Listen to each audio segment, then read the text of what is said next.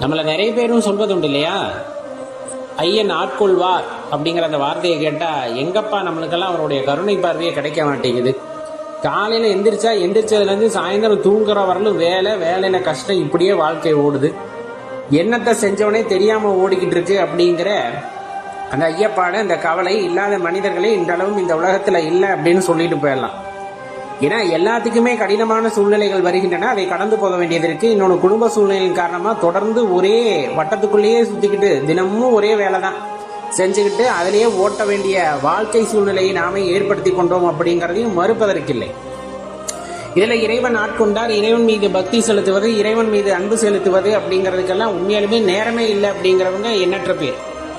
ஆனா அதையும் தாண்டி சில பேர் இறைவனுக்குன்னு நேரம், இறைவனுக்குன்னா என்ன, இறைவனுக்கு சேவை செய்யறதுக்கா, அவர் நல்லா இருக்கணும்னு அவருக்கு சேவை செய்யறதுக்கான கிடையாது. நம்மை படைத்த இறைவனை உணர்ந்து கொள்ளுதல் அப்படிங்கிறதுக்காக கொஞ்ச நேரம் செலவிடுவாங்க, ஒரு 5 நிமிஷம் 10 நிமிஷம். நம்ம அந்த வகையில எப்படி வர்றோம் அப்படிங்கறத யோசிச்சு பாருங்க. அதுல அதீதமா செலவிடுறவங்களும் இருப்பாங்க. எப்பவுமே இறைவனவே நினைத்து கொண்டு இருத்தல் அப்படிங்கிறது, எந்த வேலை செய்தாலும் அந்த வேலை சிவபெருமானால் அருளப்பட்டது, அதனால முழுமையுடன் செய்கின்றேன்னு ஒவ்வொரு வேலையை செய்யும் போது இறைவனை நினைத்து செய்வது, தியானம் செய்வது, இது மாதிரி ஒவ்வொருத்தருக்கும் ஒவ்வொன்று. அப்ப ஆட்கொள்தல் நிகழுமா நிகழாதா அப்படின்னு ஒரு விஷயம் இருக்கு இல்லையா. நிஜமாலுமே சிவபெருமான் எல்லா இடங்கள்லயும் நமக்கு உணர்த்துவார், அவர் ஆட்கொள்வார். ஆனா நம்ம அதை புரிஞ்சுக்கிறது இல்லை. உங்களுக்கு மனசுல எந்த ஒரு எண்ணமே இல்லாதப்ப ஒரு சிவாலயத்தை நீங்க தாண்டி போகும்போது உள்ளுணர்வு சொல்லும், உள்ள போய் பார்க்கலாமே அப்படின்னு ஒரு உள்ளுணர்வு சொல்லும். அப்ப போய் பார்க்கறவங்க முதல் கட்ட படியை ஏறுறாங்கன்னு அர்த்தம். ஏன்னா சிவம் வேறு, சிவபெருமான் அப்படின்னு நம்ம வழிபடுற தெய்வத்தின் நிலை, அதாவது உருவம், அருவம் அப்படின்னு சொல்றோம் இல்லையா. அந்த கட்டங்கள்ல ஆரம்ப காலகட்டத்துல ஆலயத்தில் இருக்க அந்த சிவத்தோட அம்சமான சிவபெருமான நம்ம ஆலயங்கள்ல உணரணும் அப்படிங்கிறதுக்காக அந்த இடத்துல போகும்போது ஒரு உணர்வு தோன்றும். அதன் வாயிலாக நம்ம உள்ள போனோம் அப்படின்னா அங்க இருக்கக்கூடிய அருவுருவ திருமேனியை நம்ம தரிசனம் பண்றோம் அப்படிங்கும் போது நமக்கு ஒரு நிலையை நம்ம தாண்டி போறோம் அப்படிங்கறது அவ்விடத்துல பொருள். இல்லை அப்படிங்கும் போது யாராச்சும் பேசிக்கிட்டு இருக்காங்க, சிவத்துடைய அந்த அருமை பெருமைகளை பேசிக்கிட்டு இருக்காங்க அப்படிங்கும் போது நம்மளுக்கே தெரியாம ஒரு ஈர்ப்பு ஏற்படும். அப்படி என்னதான்ப்பா அந்த ஆற்றல்ல பொதிந்து கிடக்கு, அதை பத்தி தெரிஞ்சுக்கலாமா அப்படிங்கிற மாதிரி ஒரு எண்ணம் உண்டாகும். சில நேரங்கள்ல நம்மளுக்கு அந்த சேவை செய்வதற்கான வாய்ப்பு கொடுக்கப்படும். என்னன்னா, நம்ம இப்ப ஆலயங்களுக்கு போய் நம்ம உளவார பணி செய்யறதா இருக்கட்டும், பிரசங்கம் செய்வதா இருக்கட்டும், சத்சங்கம் செய்வதா இருக்கட்டும், இந்த மாதிரி பல வழிகள்ல நமக்கான வழிகள் காட்டப்படும். அப்பயாவது நம்ம உணர்ந்துக்கணும், நமக்கு இறைவன் ஏதோ ஒரு வேலையை கொடுத்திருக்கார் செய்யறதுக்கு அப்படிங்கறத உணர்ந்துக்கிட்டு அதுக்குள்ள போகிறவங்களும் உண்டு. சில நேரங்கள்ல என்ன செஞ்சாலுமே அந்த மனிதனால் உணர்ந்து கொள்ள முடியவில்லைன்னா கொஞ்சம் அப்படி சோதனை அப்படிங்கிறது வாழ்க்கையில வர ஆரம்பிக்கும். எதுக்கு அப்படின்னா, நல்லா தான் போயிட்டு இருக்கும், திடீர்னு ஒரு பிரேக் போட்ட மாதிரி வாழ்க்கை நிற்கும், இன்னும் யோசிக்க வைக்கும், எதனால இது நிகழ்ந்தது அப்படின்ட்டு. நல்லா தானே போயிட்டு இருந்துச்சு, நல்லா தான் ஓடிக்கிட்டு இருந்தோம், நல்ல வாழ்க்கை, சந்தோஷமா இருந்தது, ஏன் ஒரு சின்ன நிறுத்தம் இந்த இடத்துல ஏற்பட்டது அப்படின்னு நின்று யோசிக்கும் போது, அப்ப அதுக்கான காரணங்களை எல்லாம் அலசி ஆராயும் போது நம்மை மீறிய ஒரு சக்தி இருக்கிறது அப்படிங்கறத உணர்ந்து கொள்ள செய்யும். இப்படி சில பேர்த்த ஆட்கொள்ளும்.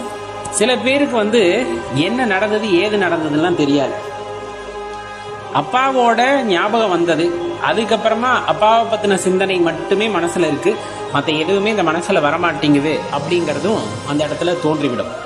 இப்படி ஒவ்வொருத்தருக்கும் ஒவ்வொரு விதமா வாழ்க்கையில அந்த அனுபவங்கள், இறை அனுபவம் அப்படிங்கிறது ஏற்படும்.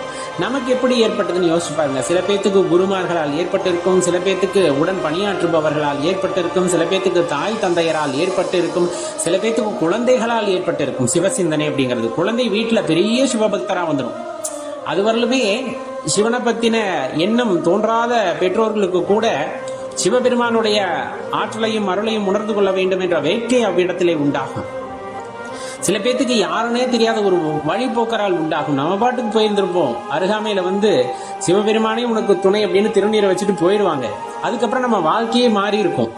அப்ப யாருன்னே தெரியாத ஒருத்தர் அவ்விடத்திலே நமக்கு வழிகாட்டியாக இருப்பார். இன்னும் தெளிவா தெரிஞ்சுக்க வேண்டிய இந்த குருமார்களுடைய அருள் அப்படிங்கறதும், நம்ம குருமார்கள் தான் இல்லையா, தெளிந்த குருமார்கள் அப்படின்னு சொல்றது, எல்லாத்தையும் நன்கு உணர்ந்து உங்களுக்கு வழிகாட்டக்கூடிய குருமார்கள் அவர்கள் பிரதானம்.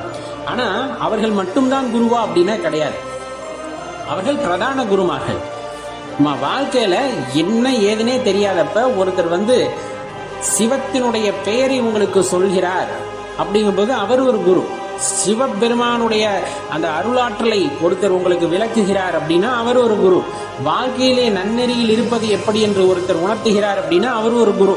இப்படி சிவத்தை உணர்வதற்கு பல படிநிலைகளில் அருவமாக, உருவமாக, அருவுருவமாக எவ்வாறு வழிபடுவது என்பதை ஒவ்வொருத்தர் ஒவ்வொரு மாதிரி சொல்லித் தருவாங்க.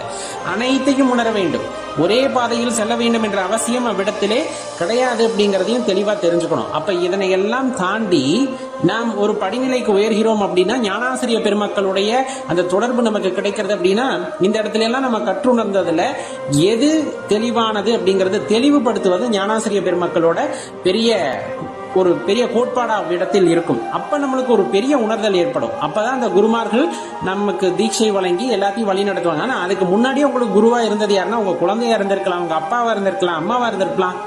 அந்த சிவத்தை பத்தின தேடுதலை உண்டாக்கக்கூடிய யாராயினும் சரி அவர்கள் ஒரு சிறந்த குருமார்களாக உங்கள் வாழ்க்கையில இருந்திருப்பார்கள் அப்படின்னா அதுல மாற்று கருத்தே இல்லை. இந்த வகையில நமக்கு இறைவன் எந்த இடத்துல ஆட்கொண்டார், நமக்கு ஆட்கொள்வதற்காக என்னென்ன விஷயங்களை செய்தார் அப்படிங்கறதெல்லாம் யோசிச்சு பார்த்தீங்கன்னா தெளிவா தெரிஞ்சிடும்.